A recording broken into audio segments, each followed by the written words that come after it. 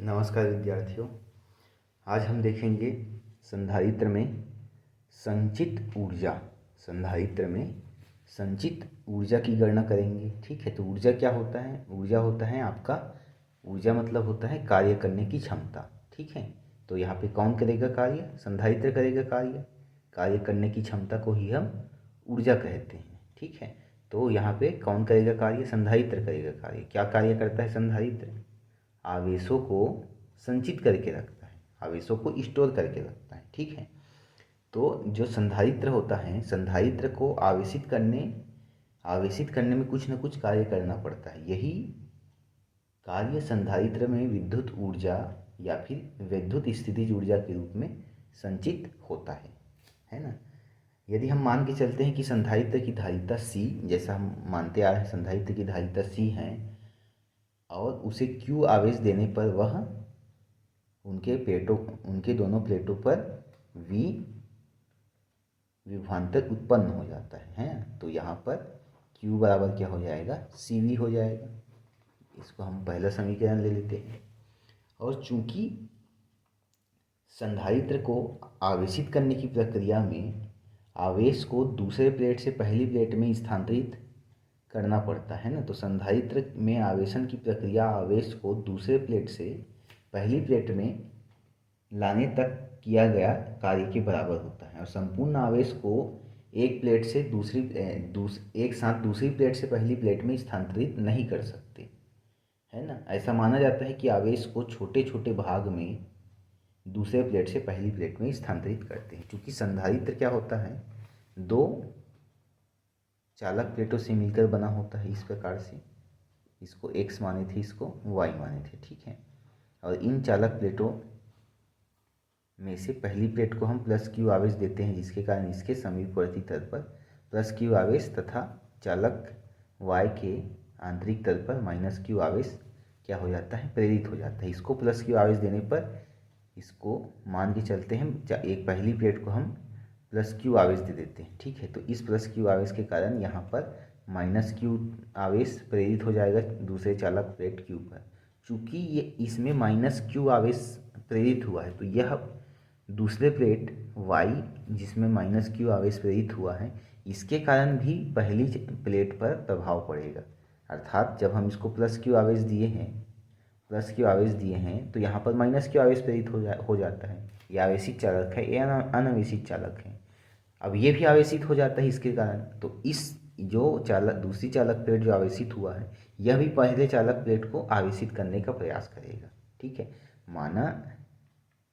हम यह मान के चलते हैं कि दूसरी चालक प्लेट माइनस Q आवेश से आवेशित है, तो यह Q आवेश इस दूसरी चालक प्लेट Y के Q आवेश माइनस Q आवेश से आवेशित होने के कारण यह पहली चालक प्लेट Y को भी आवेशित करने का प्रयास करेगा। माना चालक प्लेट Y में उपस्थित Q का एक छोटा सा भाग माइनस DQ भाग है ना, DQ भाग इस दूसरे चालक प्लेट को प्राप्त हो जाता है।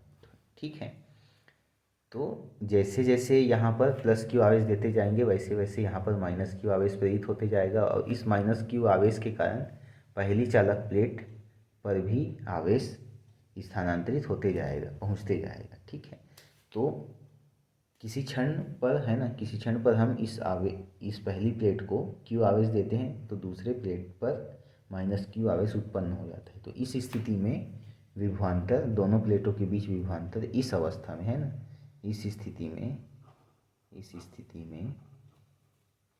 विभवांतर यदि हम ले लेते हैं विभवांतर यहाँ पर Q डैश बराबर V डैश बराबर Q बटा C, यहाँ पे Q आवेश दे रहे हैं और यह सूत्र यहाँ से आ जाएगा आपका, है ना। ये है Q बराबर CV, तो V बराबर क्या हो जाएगा? Q बटा C। ठीक है, तो ये Q बटा C है। तो इस स्थिति में इन दोनों प्लेटों के बीच विभवांतर V है। ठीक है, आवेश के समय के किसी क्षण पर यह घटना घटित हो जाती है।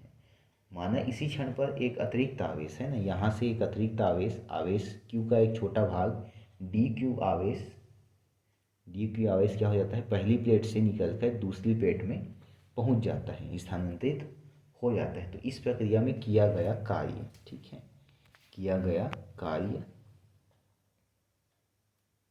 इस प्रक्रिया में किया गया कार्य,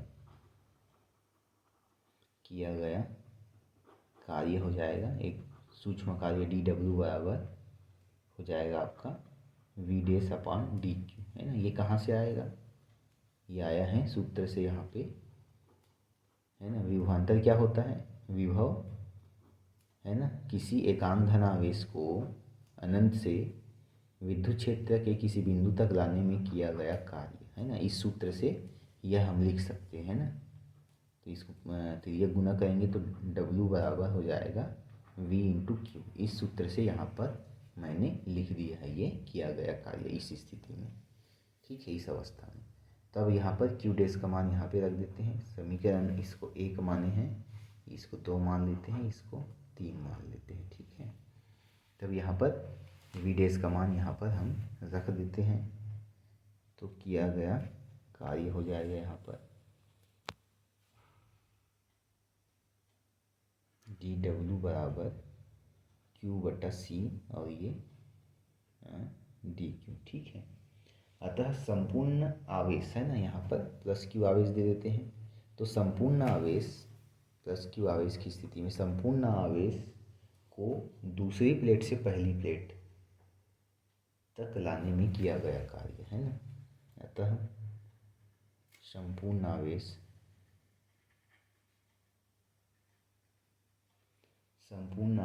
Q को दूसरी प्लेट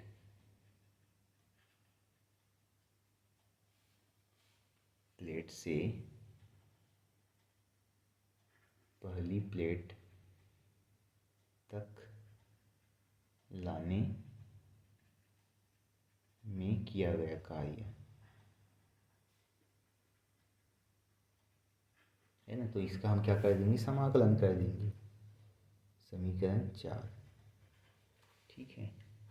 तो किया गया कार्य हो जाएगा W, कहाँ से कहाँ तक करेंगे, आवेश Q 0 से पूरा आवेश ट्रांसफ़र Q करना है ना। शुरू में ये आवेश ट्रांसफ़र नहीं होगा यहाँ से प्लस Q आवेश देने पर, ठीक है।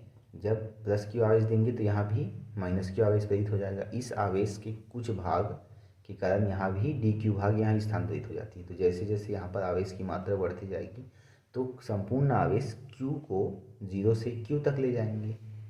तो दूसरी प्लेट से पहली प्लेट में स्थानांतरित होने में किया गया कार्य यहाँ पर ये हो जाएगा, ठीक है। W बराबर इसका समाकलन कर देंगे डी डब्ल्यू का, किया गया कार्य आपका ये वाला आ जाएगा Q बटा C और ये डी क्यू, ठीक है। अब यहाँ पर Q के सापेक्ष समाकलन कर देते हूँ, बाकी पद हम बाहर निकाल लेते हैं। तो किया गया कार्य 1/c, अंदर बचेगा Q 0 टू Q और ये हो जाएगा Q और डी क्यू, ठीक। इसको समाकलन कर देते हैं 0 से Q की परिसीमा में 1/c बराबर ये Q स्क्वायर हो जाएगा। समाकलन करेंगे तो यहाँ पे 2 0 टू Q। किया गया कार्य W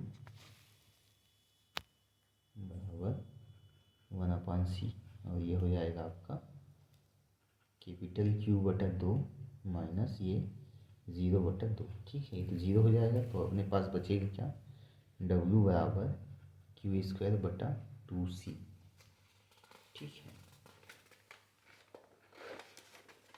तो यही क्या होता है, जो किया गया कार्य यही ऊर्जा के रूप में संचित होता है।